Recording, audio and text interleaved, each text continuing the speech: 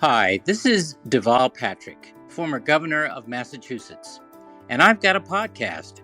We call it Being American. In each episode, we talk about the major challenges that people and families and communities all over the country are facing that need real solutions, and how a better understanding of our shared values and objectives can help us bridge the kinds of differences that keep us from those solutions. I interview political figures, elected officials, grassroots organizers, regular citizens, folks in and out of politics and civic life who are in search, like me, of common wisdom in these uncommon times. Join us and help bridge the divide. It's the Being American podcast, which you can subscribe to or download wherever you get your podcasts.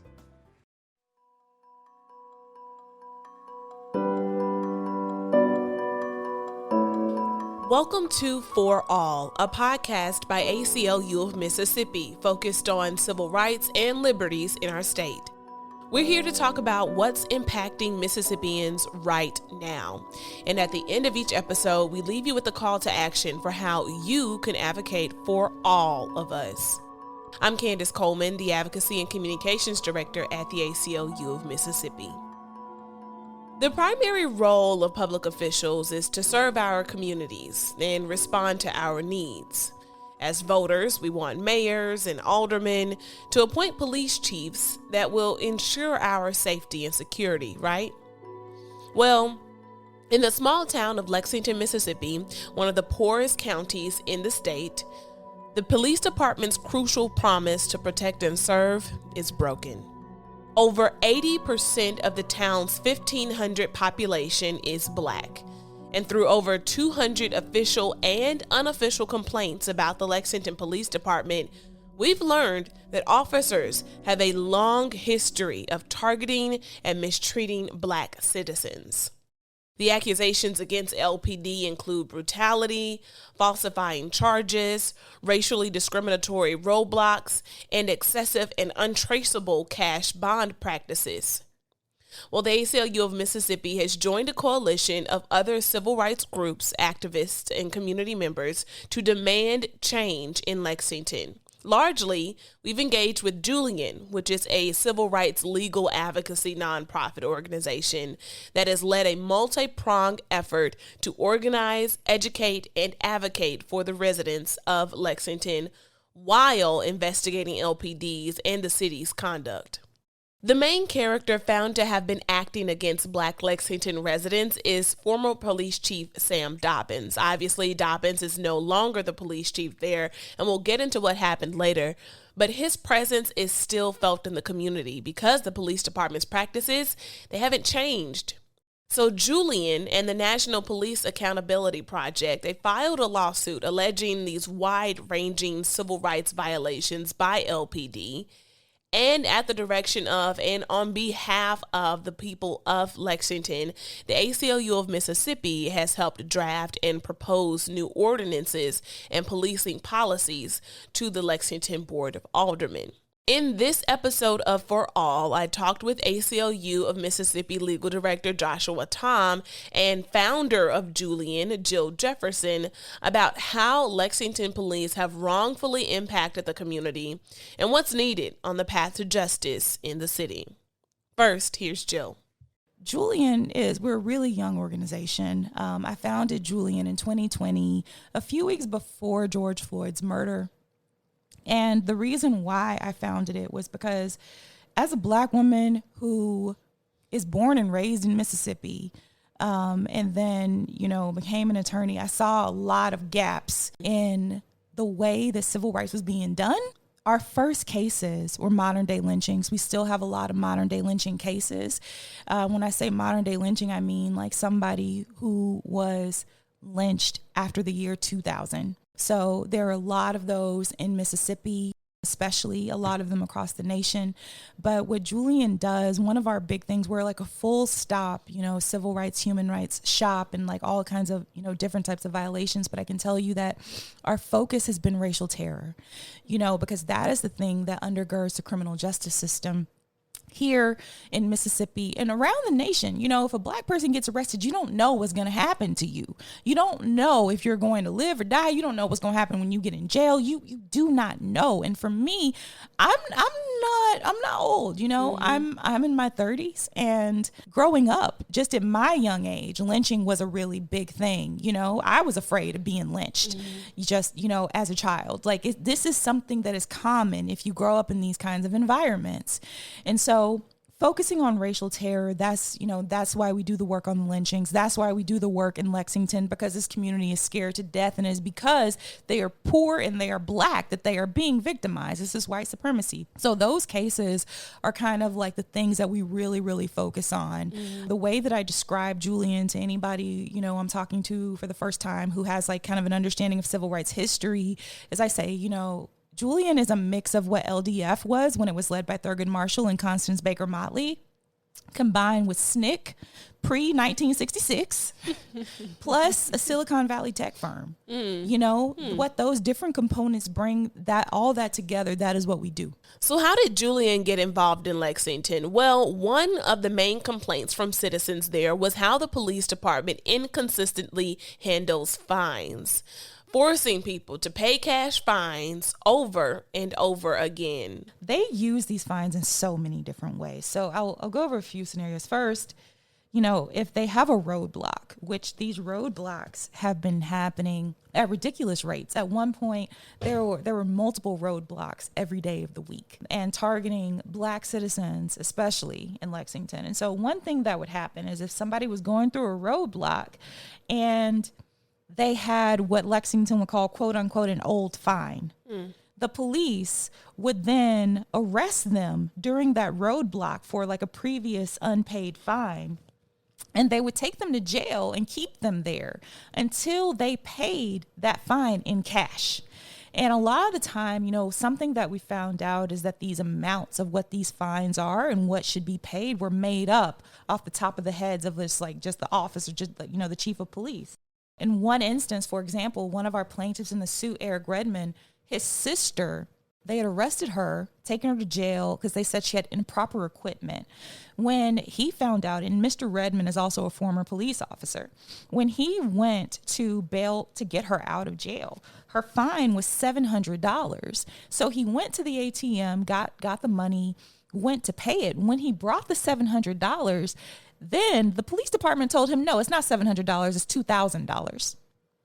And so at that point, he said, he wanted to talk to the chief. They ended up arresting him when he went to check on his sister's fine, So that's one of the ways that they use it. It'll be, in roadblocks, these old fines, and using them to arrest people.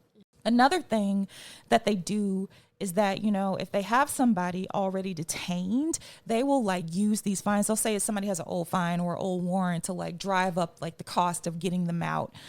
Old fines and old warrants. that's the language. You have a fine or you have a warrant. People most of the time don't ever see any documentation of the existence of these fines. They don't see any documentation of these warrants. But basically what's happening is that these fines are being used as bail. They're equivocating fines with bail. So you have to pay in cash. If you don't pay in cash, you have to stay in jail. That is the situation. And what it does, like you mentioned, putting people in limbo. So people have jobs. Lexington is one of the poorest counties in this nation. And so if somebody gets locked up, there's also the thing, they would lock somebody up on an old fine on a Friday and try to keep them there through Monday or Tuesday. And of course they have to miss work. And so the people have pressure to pay these fines so that they don't lose their livelihood. So Jill mentioned Sam Dobbins here, so we'll take a break to talk about the former police chief. Since Dobbins' hiring back in July of 2021, residents, community leaders, elected officials, and others have repeatedly complained to public officials in Lexington of mistreatment, often racially motivated, by Dobbins and the Lexington Police Department. The city attorney, the board of aldermen, and the mayor, they were all aware of the unconstitutional accusations, yet no one took action to reprimand or investigate the department. It wasn't until a 17-minute recording of Dobbins bragging about killing people in the line of duty was leaked to the press that the Board of Aldermen voted to fire him. He used racial and homophobic slurs when discussing Black and LGBTQ community members. He boasted about personally shooting a man 119 times. Now we're going to play a short edited clip of the recording, which does include some profanity. I don't give a fuck if you kill a motherfucker in cold blood. I will articulate to fix the fucking problem. And I'm the only man in the business here that's smart enough to do it. I have shot and killed in the line of duty 13 different people. I shot that nigga 119 times. Okay? I mean, I saved 67 kids, and a vehicle was shot 319 times. But he was hit 119 times by me. Some very strong words used by Chief Dobbins in that recording. Here's Jill to talk about the aftermath of the recording leak, which happened in July. We heard that the board of aldermen, that they were having internal meetings, that they were calling all these different meetings and things like that. And we knew that some of it had to do with that audio and with Dobbins.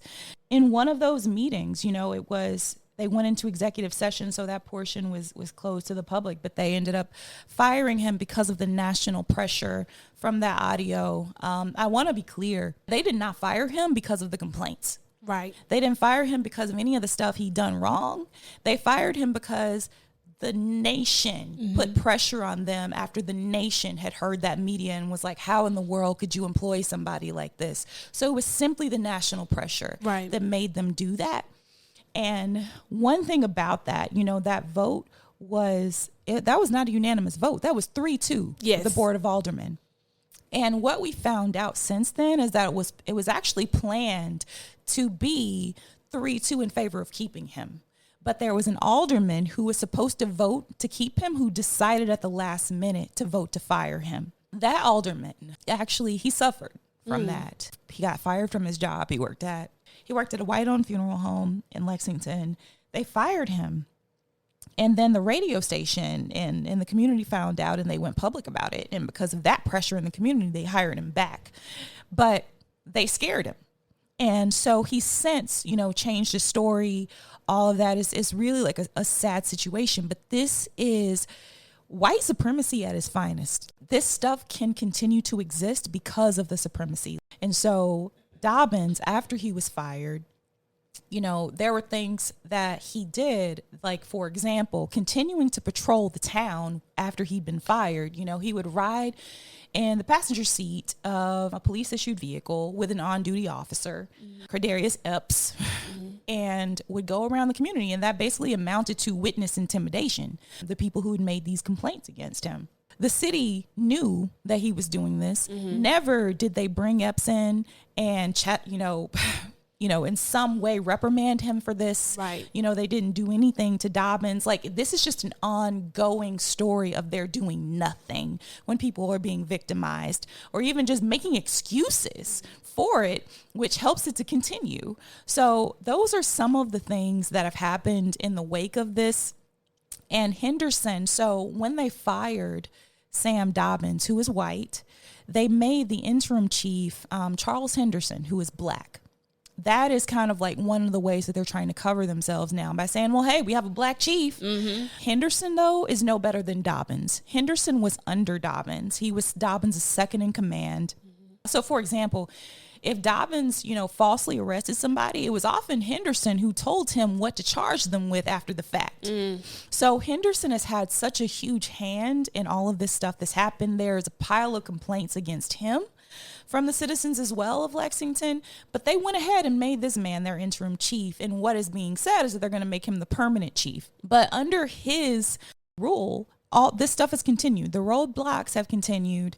They're still, arresting people and then roughing them up. Something that we found out recently is that the police, they cuffed a 6-year-old boy in school just a couple of weeks ago in front of class. And that little boy ended up getting suspended.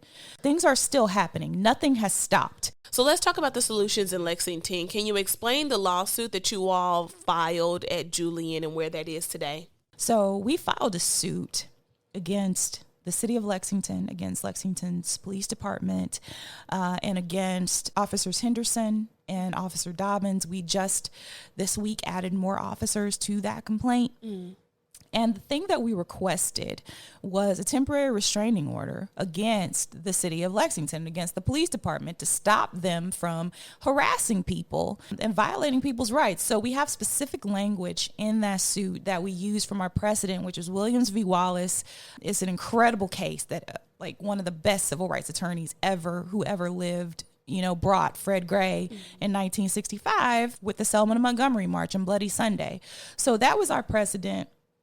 And we had a very strong case. We did really well in court. We did really well on paper, and we didn't get the ruling that we asked for.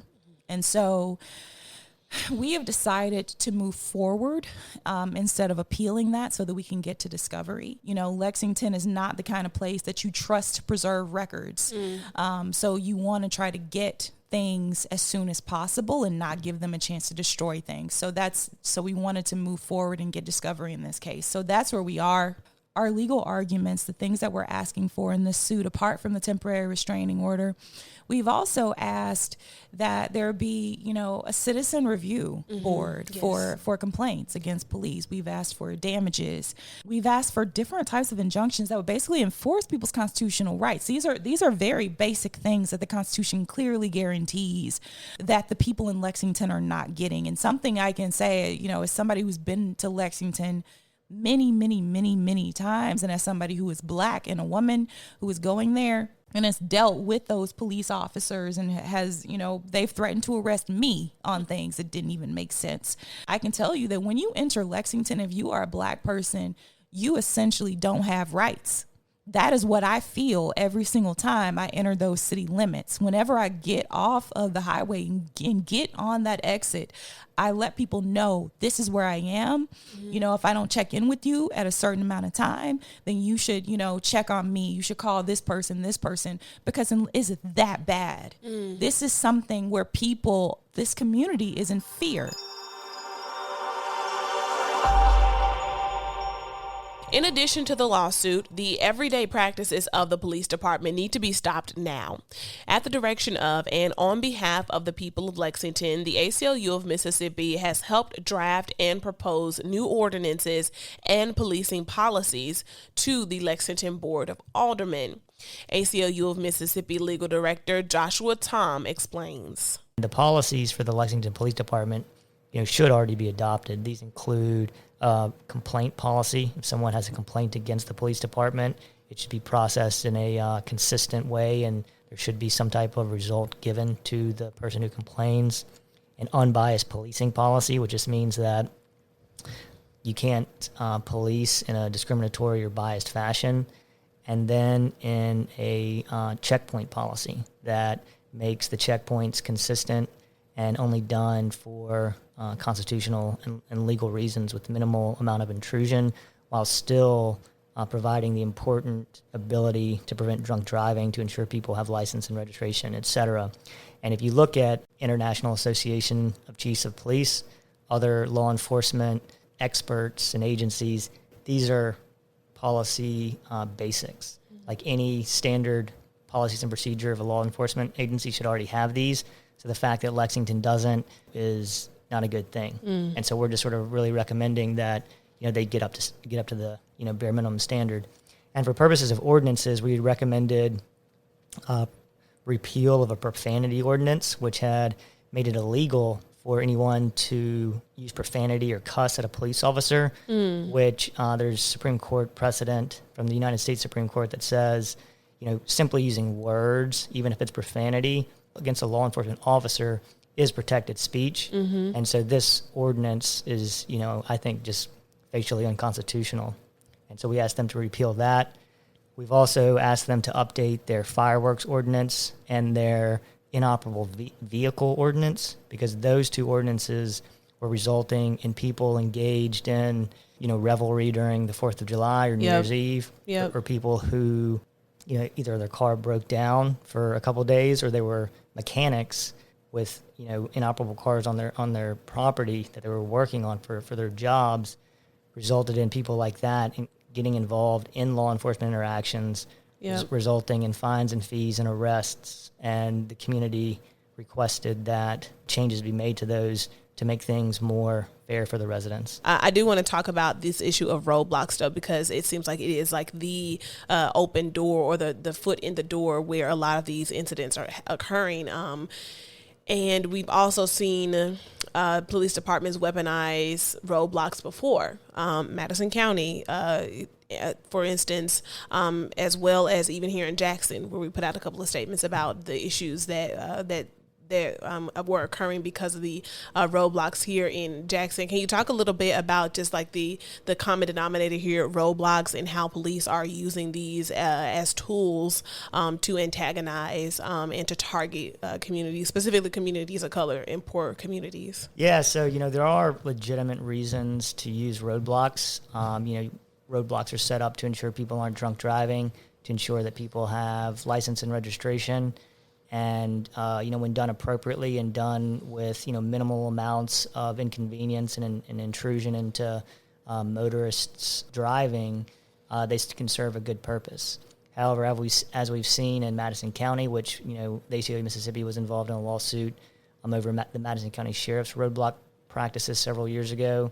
The Jackson Police Department got sued over their roadblock practices recently.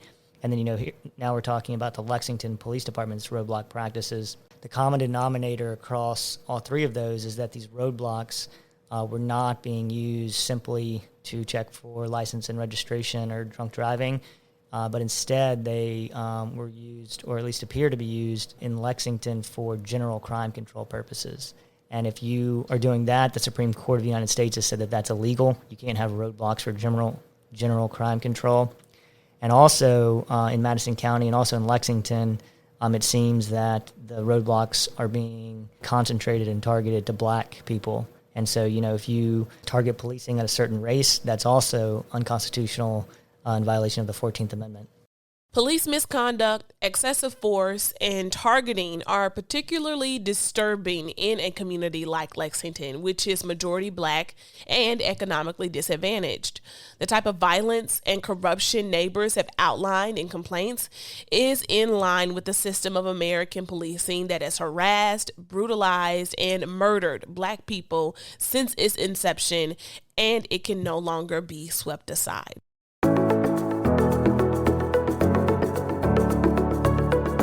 How do we show up for each other? That's the question we try to answer each episode. The Lexington Board of Aldermen have yet to adopt the ordinances that residents presented to them, and this is the moment to apply pressure because firing the chief of police is not enough. I want to make sure to say thank you to Jill Jefferson, founder of Julian, and the ACLU of Mississippi Legal Director Joshua Tom for joining me on For All the podcast. Remember, you can find us on Twitter and Instagram at ACLU_MS and on Facebook at ACLU of Mississippi. Remember, when one group's rights are violated, every marginalized group is at risk. We can't make change without each other. We need liberty and justice for all of us.